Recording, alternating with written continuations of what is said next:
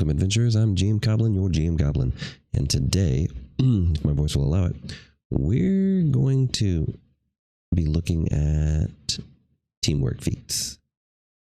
So, if it's something you want to learn a little bit about and you might want to grab into your next game with your party and build, then stick around, hit that like, subscribe button, and let's get to it.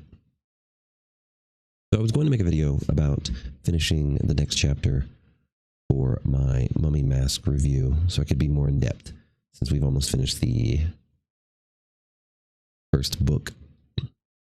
Problem is, my DM is on a hiatus right now, and we're not going to get to play for probably another week, at least not that game. Okay, let's try that again. So with my game not ending, I couldn't do that, but it made me think about our party makeup, and I decided, especially with two of the characters, it would be a good example of party play, team play, and more specifically, looking at things like teamwork feats. Teamwork feats grant bonuses whenever you function in specific circumstances. Most cases, they allow or they require allies to be in specific positions or to have the same feat as you. One of the easiest ones to think of is outflank. Attack bonus +4. Whenever you and an ally who also has this feat are flanking the same creature, your flanking bonus on attack rolls increase to +4. In addition, whenever you score a critical hit against the flanking creature, it provokes an attack of opportunity. So with these characters, they're going to be playing off of each other, and they're kind of using outflank as a basis for this, and I'll show that in a second. But there's a lot of different teamwork feats. The most common ones are things like outflank, which allow you to have attacks of opportunity. One of our characters is going to have a kukri, so as she advances in levels and gets feat enhancements, she's going to have a 25% crit chance. And so as long as she keeps up her attack, this one is my wife actually, the names of the characters have been changed for their identity purposes. But they are going to allow her to trigger outflank a lot when it comes to that critical damage. But another big one when it comes to things like flanking is when you use or ride your animal companion, which we have another person in the party member who is about to get an animal companion by level 7, at least, depending on how she does this. She will be riding it. So with it, she's going to be taking, I believe, pack flanking. So what that's going to allow her, and she is a cleric, combat expertise. We are all playing with Elephant in the Room. I have a video on this if you want to go find out what that is. It's a rule exception and changes to several feats in order to make the game a little less tax heavy for some of the things that a lot of character builds or a lot of people really use.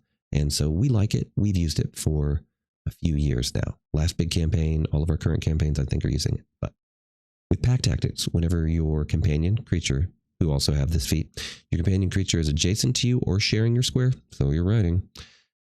You're both threatened, and you both threaten the same opponent, so you're riding. You're both considered to be flanking, so she will get flanking bonuses as long as she's riding her mount. And since I need to do a video on that probably, when she's riding with her mount, she technically is in all the squares that her mount is, but so when they run up to attack an opponent, they're both going to be considered flanking.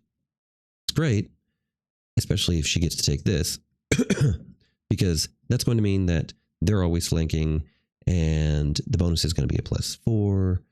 It's going to provide attacks of opportunities if they ever hit, if she ever crits, or when the Slayer Rogue combo decides she's going to crit.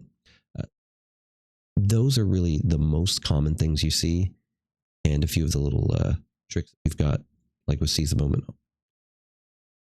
But there are some really cool ones. Amplified Rage is interesting. It also is going to be anyone else who has this feat or flanking the same opponent. You can use similar things like this as well as feats like gang up, which also require combat expertise, which in our case was given, but her character has the intelligence for it. But with gang up, you're considered to be flanking if an opponent, you're considered to be flanking an opponent if at least two of your allies are threatening the opponent. Well, this character over here is using a reach weapon. She's going to be flanking, getting close to him. Just walking up with the cleric and a few levels who will be riding her mount means that this is going to go into effect. So it's one of those things that everyone is taking these feats to get bonuses. And things like gang up is also going to help her because she's going to have sneak attack dice. But seize the moment is one of the things that requires combat reflexes and improved crit. That's a little bit of a downer because it takes it at an advanced level for most of it. But when an ally who also has this feat confirms a critical against an opponent that you also threaten, you can make an attack of opportunity against them. So outflank is the start of a lot of this, as you saw with critical hit, you provoke an attack of opportunity. Well, both of these characters are going to be having combat reflexes, which allow them to have as many attacks of opportunity additional as their dexterity. She is a full dex-based character. She's going to be doing this a ton. He's going to be a little bit less. I think he has actually 14 or 16 now, but he's going to boost it up even though he's going to be wearing heavy armor. But both of them, with her having gang up, means when they all get together, they're going to be able to get in her sneak attack damage. I'll cover this one in a second. Both of them are going to have outflank, so everyone's going to be getting +4. She'll be getting more because of gang up, since everyone else in the party, it will be a companion, a cleric, him, and her.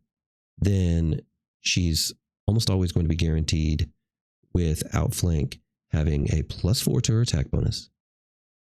Get all of her sneak attack damage. So it's great for her character. Any kind of rogue. If you're doing rogue, a lot of these are really recommended. It's great builds. But both of them are going to have outflank. Both of them are going to have combat reflexes. So already having crits, they're going to trigger off of each other.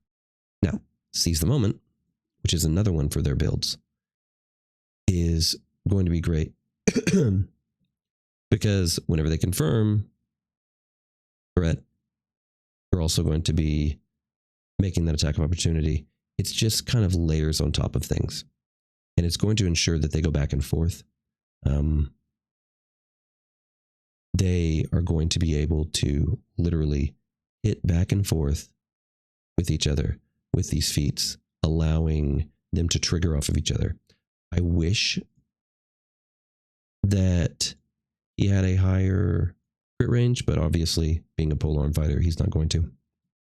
But he's also going to have a lot of trips on his character. One of the main focuses he wants is he always wants to be able to trip opponents, at least up to a certain size.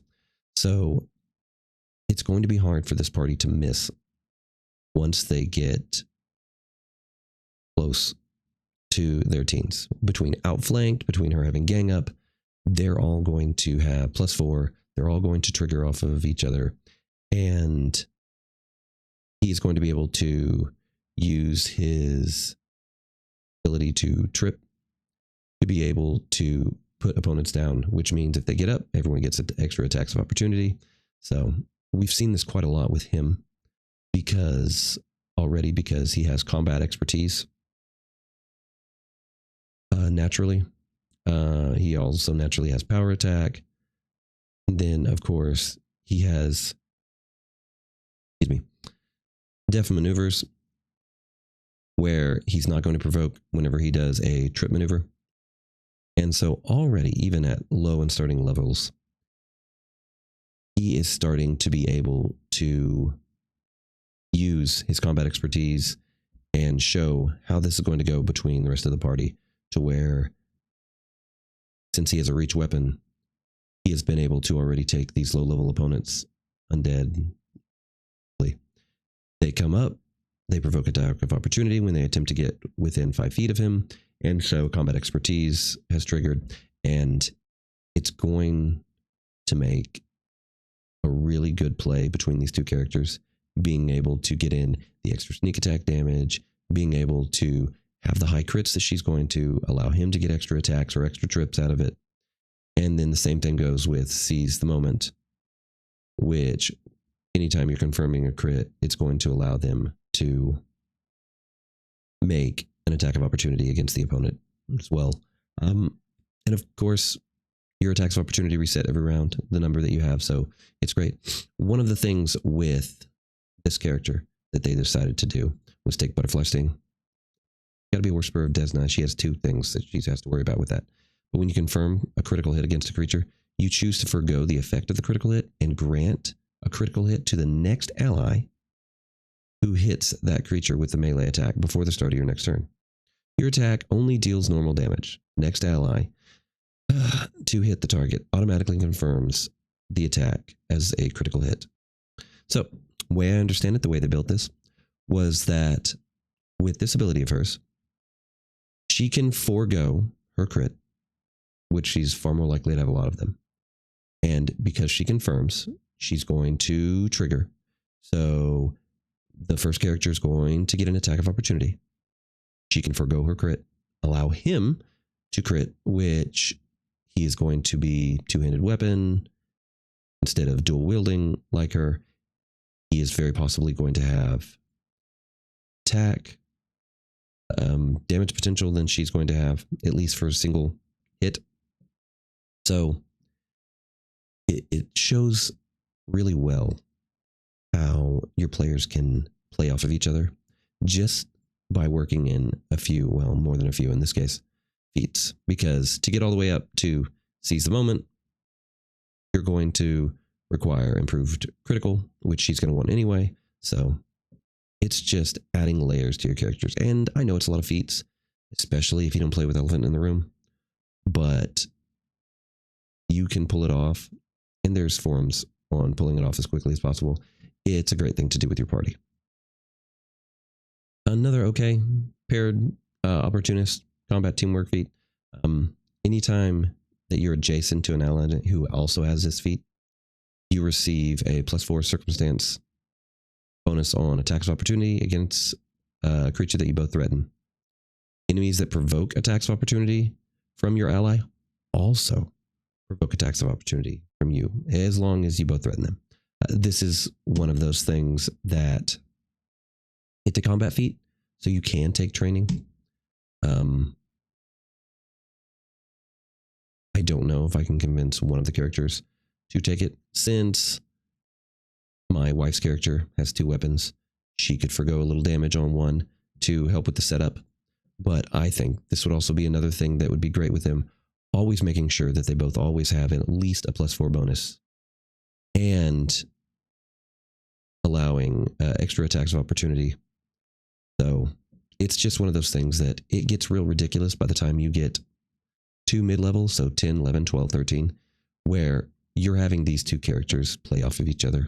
And I've done a little mock with these before, and each one of them just against a single opponent in an entire round, being able to trigger each other back and forth means that they each get an extra couple attacks. This is going to cause DM to jack up HPs or to pull her hair out, because it's going to shorten the life of most opponents. And then, of course, I'm playing a kineticist, and so I'm going to be blasting everything. So, and that's, we're going to make short work of a lot of stuff, I think, that we see in Mummy's Mask. So she may have to do a little bit working for us if she's willing, or just pump up the HP. Improved outflank. Whenever you and an ally who also has this feat threaten the same foe, you're considered to be flanking the foe if you are adjacent to an unoccupied square. I like it, but I think it's too much for their builds. I don't think they're going to need it.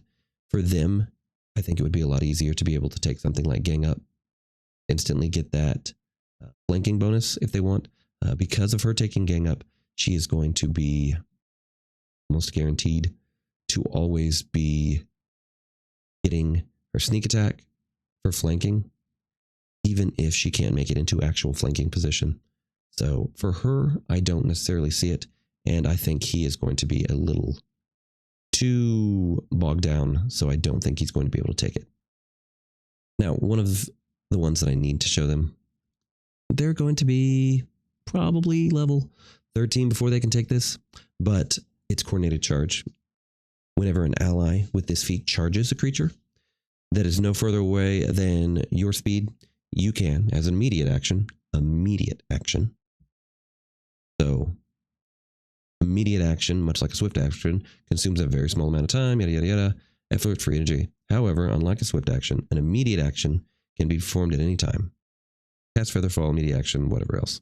Using immediate action consumes your swift action for the next turn.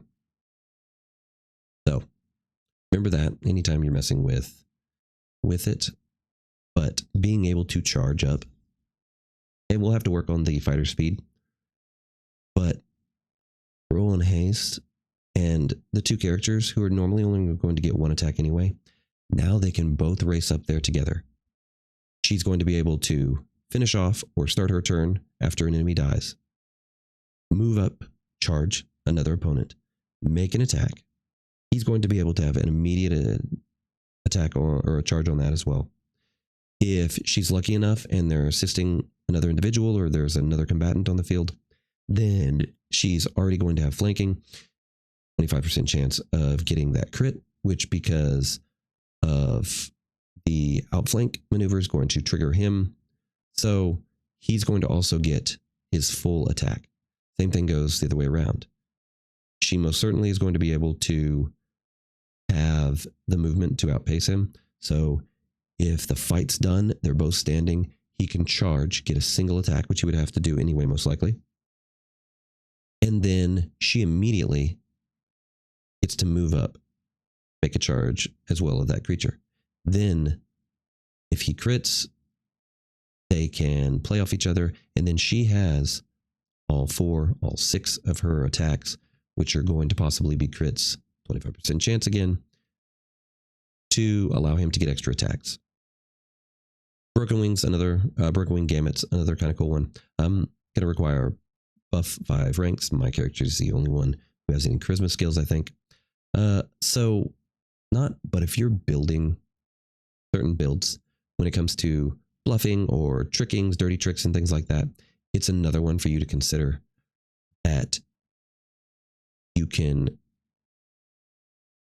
grant an opponent a +2 attack and damage rolls against you until the end of your next turn. If the opponent attacks, once again, provokes attacks of opportunity. A lot of these are really playing off that. And so I say that next time you're getting ready, you're going to do your level 0 or your ground work for your campaign and you're making characters, work on some pack tactics. It's not always just good to make a character that is amazing by itself. I mean, it certainly helps not having to have your party members right there with you at all times, but these feats, and there's a lot of them, are going to allow you to, when you mix with your companion, when you mix with your party, to annoy your GM that much more. It will make those deadly fights a lot simpler. It's going to allow you to play off each other, and it's also going to be a lot of fun. Either way, enjoy your game this week.